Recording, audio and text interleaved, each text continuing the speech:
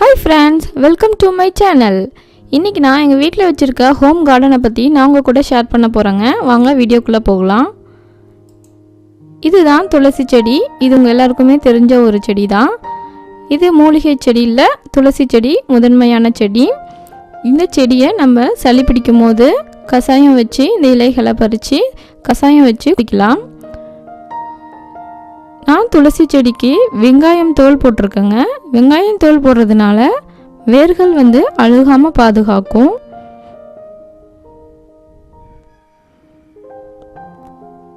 அடுத்ததா நான் வெற்றிலை செடி வச்சிருக்கேங்க. பாருங்க எவ்வளோ அழகா இருக்குன்னு. வெற்றிலை செடி நம்ம பூஜைக்காகவும் யூஸ் பண்ணிக்கலாம். அது மட்டும் இல்லாமல் நம்ம பாதங்களில் ஏற்படுற வெடிப்புகள் சரியாகவும் இது ரொம்ப உதவுதுங்க. இந்த இலைகளை பறித்து நல்லா பேஸ்ட் மாதிரி அரைச்சிட்டு நம்ம பாதங்கள் இருக்கிற இடத்துல அப்ளை பண்ணிவிட்டு ஒரு ½ அன் ஹவருக்கு அப்புறம் குளிச்சிட்டோன்னா நம்ம பாதங்களில் இருக்க வெடிப்புகள் கொஞ்சம் கொஞ்சமாக மாறிடுங்க.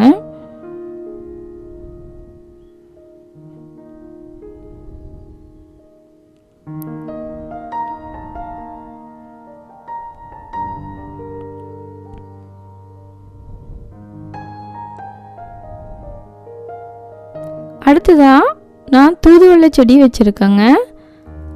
இதுதான் தூதுவளை செடி.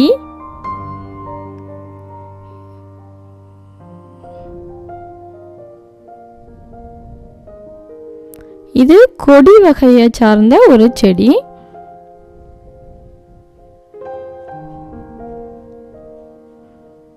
உங்க வீட்டில் மாடி இருந்துச்சுன்னா இந்த மாதிரி குச்சி வச்சு கயிறு கட்டி விட்டிங்கன்னா அது கொடி மாதிரி மேலே வரைக்கும் படர்ந்து போகும்.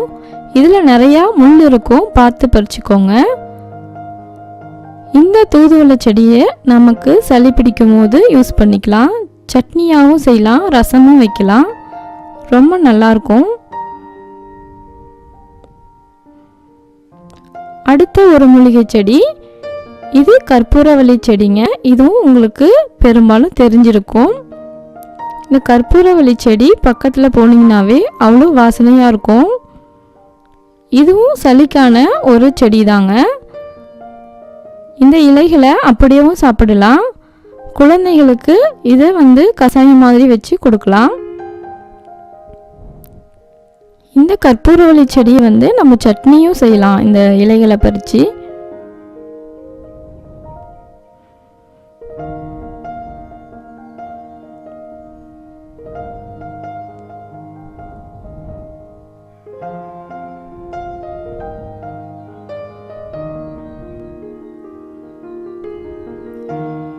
இது மாங்காய் செடி. இது நான் ஆக்சிஜன் அதிகமாக இதிலிருந்து வரும் அப்படின்றதுனால நான் இது வளர்த்துட்டு இருக்கேன். இந்த மாங்காய் இலைகளை பறித்து நம்ம வீட்டில் ஃபங்க்ஷன் நடக்கும்போது தோரணமாகவும் கட்டிக்கலாம்.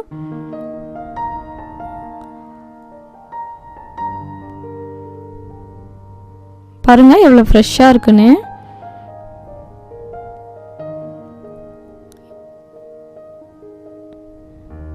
இதுக்கு நான் மண்புழு உரம்லாம் யூஸ் பண்ணுறேங்க. எல்லா செடிக்குமே மண்புழு உரம் யூஸ் பண்ணுறேன். அது கூட நான் சின்ன வெங்காயம் தோல் யூஸ் பண்ணுறேன். வெயில் காலங்களில் சின்ன வெங்காயம் தோல் யூஸ் பண்ணுங்க. மழை சீசனில் பூண்டு தோல் யூஸ் பண்ணுங்க. வெயில் காலங்களில் பூண்டு தோல் யூஸ் பண்ணிங்கன்னா அது ரொம்ப ஹீட்டாக இருக்கும். அடுத்ததாக இது பிரண்டை செடிங்க. இந்த பிரண்டை நமக்கு அதிகமான கால்சியம் இருக்குது இந்த பிரண்டையில். இது வாரத்தில் ஒரு நாள் நம்ம எடுத்துக்கிட்டோன்னா ரொம்ப நமக்கு தேவையான கால்சியம் இதில் இருக்குங்க. பாலில் இருக்க கால்சியம் விட இதில் அதிகமாக இருக்குது. இது மிளகாய் செடி. பிரண்டையை அப்படியே கட் பண்ணி விட்டுட்டு 2 டேஸ்க்கு அப்புறம் நம்ம சட்னி செய்யலாங்க.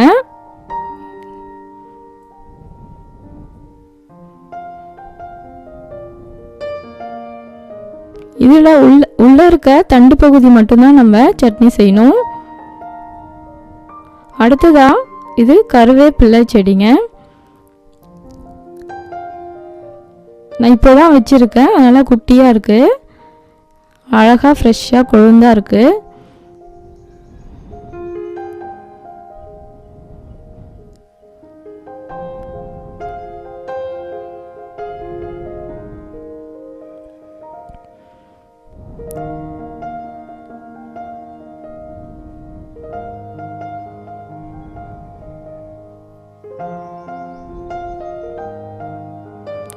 இதுதான் துளசி செடிங்க. துளசி செடி அது நான் போடவே இல்லை, அது அப்படியே வளர்ந்துருக்கு.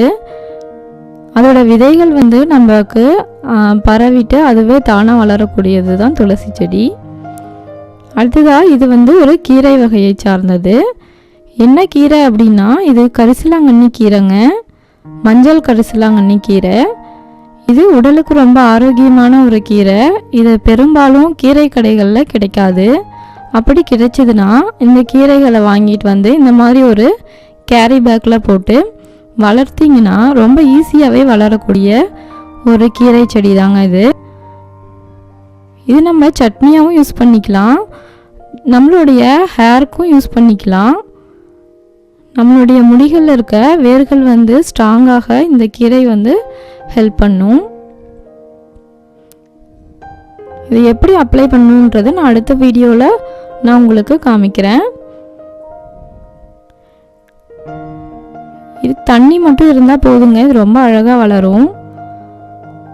மாதத்தில் 3 டைம் இதை கட் பண்ணிக்கலாம்.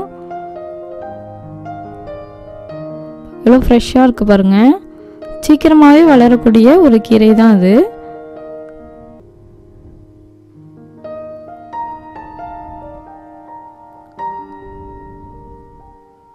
அழகாக இருக்குது பாருங்கள்.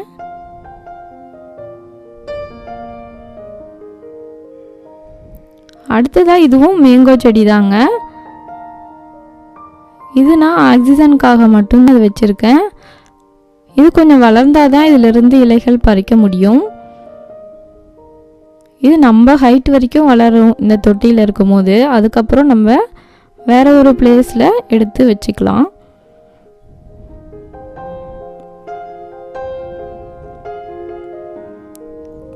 இதோடைய கொழுந்துகள் வந்து நம்ம காலையில் சாப்பிடும்போது நம்ம உடம்புல இருக்க பித்தங்கள்லாம் வெளியேறும்.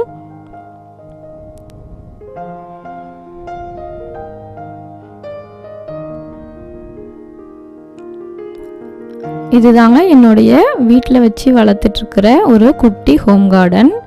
இந்த மாதிரி நீங்களும் உங்கள் வீட்டில் சின்ன சின்ன வேஸ்டான பிளாஸ்டிக் இல்லைனா இது சிமெண்ட் ஏதாவது ஒரு பாட் இருந்துச்சுன்னா அதில் நீங்கள் ஈஸியாக வளர்க்கலாம்.